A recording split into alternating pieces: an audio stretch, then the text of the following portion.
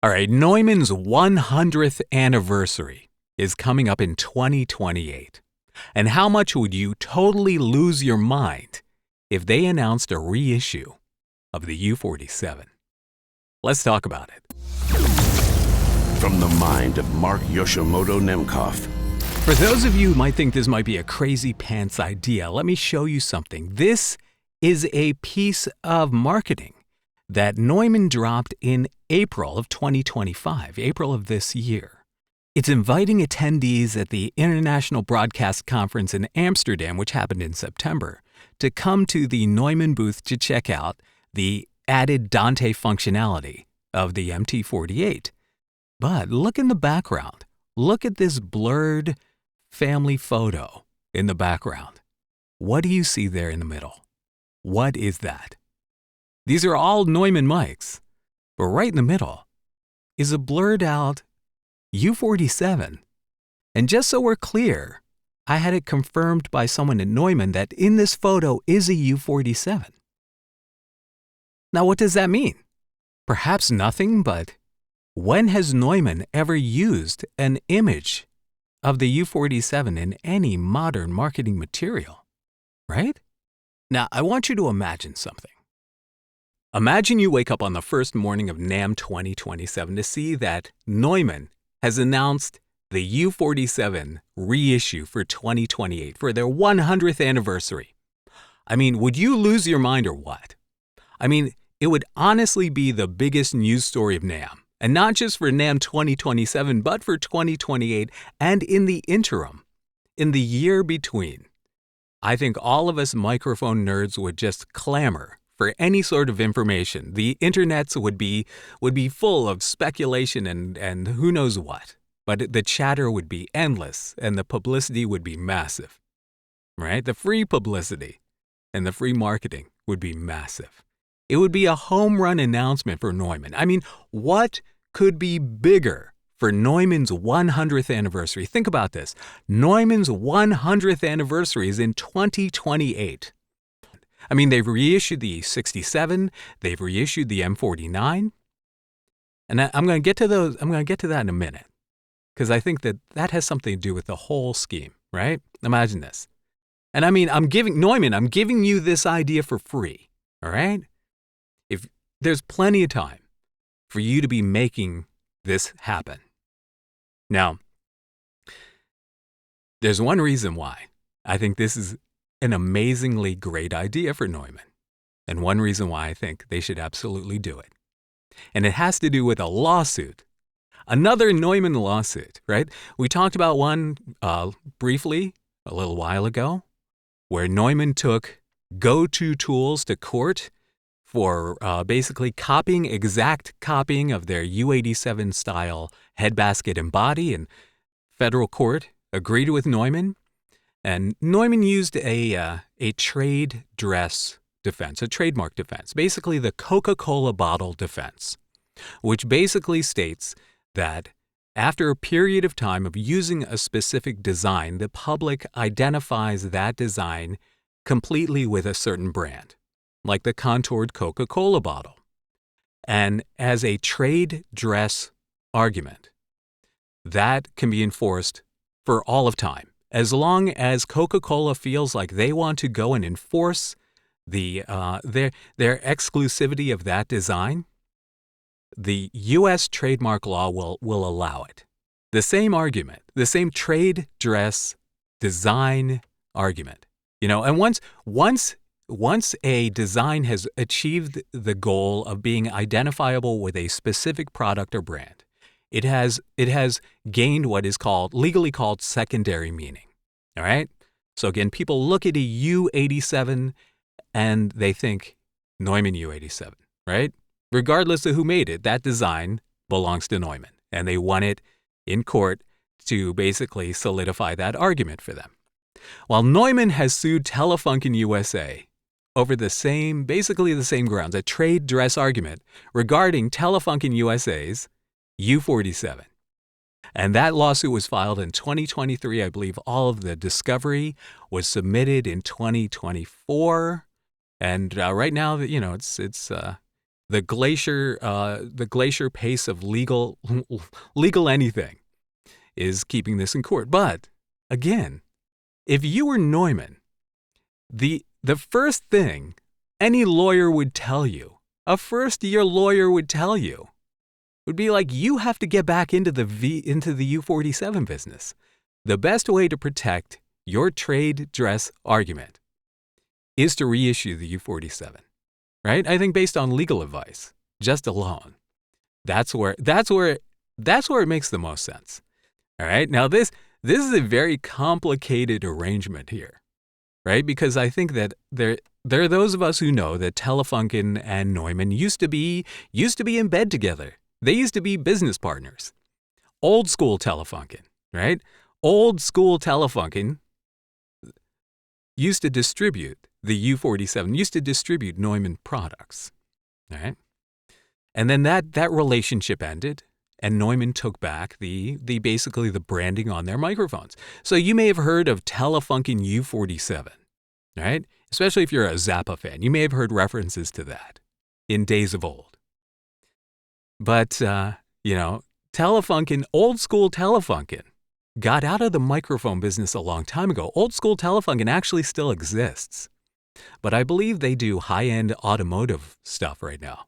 And they're not involved in the microphone business. Telefunken USA is a brand new, and not brand new, but a more recent entity that was brought to life when somebody purchased the rights to the name to use it in the USA, Telefunken USA. And even though the two companies aren't really affiliated, they do have, I believe they have a relationship that allows Telefunken USA to identify as a U.S. subsidiary of Telefunken. Telefunken USA is a separate entity, and they're being sued by Neumann for their U47, which is, basically looks exactly like the Neumann U47. Design-wise, on the outside. On the inside, it's a little bit different, because the Telefunken U47 obviously does not use the old VF14, VF14M tube. That was a steel tube. It was a tube in a like a little domed housing that plugged into the mic. It was originally, I believe, a radio tube. But the U47 used this tube, and you cannot make the VF14M tube anymore. It hasn't been, you haven't been able to make one in a long time. And I've heard different versions of why, and it doesn't matter why, you just can't make them anymore. Like someone lost the recipe or something, I don't know what it is. Or the materials used therein cannot be replicated in the modern era. Whatever it is, you can't make the VF14M. And the ones that are out there available for your old U47 cost as much as a Fabergé egg, and there isn't like a warehouse of NOS VF14Ms laying undiscovered somewhere. So no. So the Telefunken uses what they call the VF14K, which is it's a replacement type tube. So it cosplays as the VF14M, but it's a different tube. And a lot of people say, well, that tube is the magic, blah, blah, blah, right? Whatever. But still, it doesn't matter. It's the outside, it's the body, it's the appearance from across the room, the similarity thereof. That is what is on trial. But the U47 again it debuted in 1947. And Neumann, right? Imagine this, on the 80th anniversary, they announce for the 100th anniversary of the company that's coming out. I mean, come on, Neumann. This is a great idea. I think you should do this for all the reasons I'm stating here. For the fact that it helps you with your lawsuit, with the fact that it is going to be the biggest story ever in the modern era for Neumann. Right? And I mean, yeah, you would have to finesse how to do it without the old VF14M tube, unless you figured out how to do it. But I believe that they may have already been thinking this way. Because, the U67 reissue, that came out and it was pretty much a bang-on copy of the original U67. I think they switched it so that you can do the mod, the air mod. Like that's on a switch now, I believe, instead of having to basically cut a resistor. So it's a non-destructive mod that you can do in the mic. And also, I believe they bolstered something in the power supply. But they made it so that the power supply and the new version are backwards compatible with the old 67. So if you have a vintage 67, you can use a new power supply, or you can use a new 67 with a vintage power supply. They did the same thing with the M49, right? They made it backwards compatible, but they used a different tube. Instead of the tube that the M49 originally had, they used a different sub-miniature tube. And, it's not like people stormed Neumann with pitchforks and torches because of it. And, there's an argument to be made that alone was basically a great focus group, right? The M49 buyer demographic. That alone was a great experiment to see if people would accept a replacement tube for a mic that they coveted, if they could make it sound the same as the old one. So, who knows, right? I mean, with reissuing a U47 is full of, I guess you would call it a lot of hurdles, right?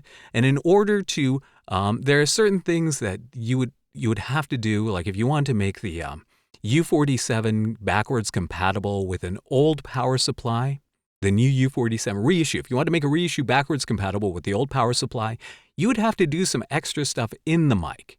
There would have to be some kind of extra power supply type voltage or a circuit inside the mic. That's a whole other nerdy thing that we're not going to get into. The how you do it.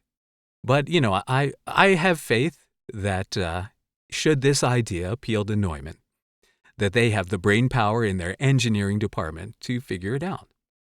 But come on, Neumann, you got to do this. Now, whether I'm putting this out there as speculation or, just trying to manifest something into the world, come on, how incredible would it be?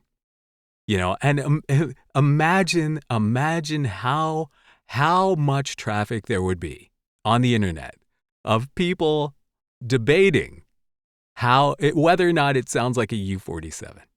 And the other thing is, I wouldn't be surprised, Neumann, you come out with this thing, and it's $25,000, right? So really the only people who are buying it are dentists and hedge fund managers, right? And maybe they do a limited release of 100 of them or 1,000 of them, but that still gives them the presence in the market to basically say that, yeah, we're still in the U47 business. You can't borrow our exact design.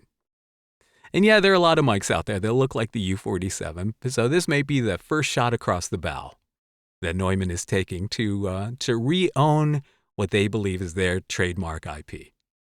So what do you think? How amazing would that be? Come on, Neumann, make this happen. Make this happen. 100th anniversary U47 reissue. Yeah, I guess we'll have to wait and see. NAMM 2027 is, it's kind of far away, but it's not that far away, actually. So, what do you think? Would you just be totally gassed to hear that, to find out that it's out there? Would you want one? Would you do like what people do? Would you mortgage your house like some people might do to get like the Sony, the Sony, the C800 or 8000? I can never count how many zeros are in it. The expensive Sony. Would you do that? Would you take out a second mortgage? Would you give plasma every 3 days for 2 years to be able to buy a U47 reissue? If it sounded like, if Neumann came out with it, it would sound, if not exactly like what you're expecting, it would be the closest thing to it, right? Imagine that. What do you think? What do you think? I think it would be amazing. Amazing. All right, let me know in the comments. All right, until next time, this is Mark Yoshimoto Nemkov, hoping for a U47 reissue for their 100th anniversary. Fading to black.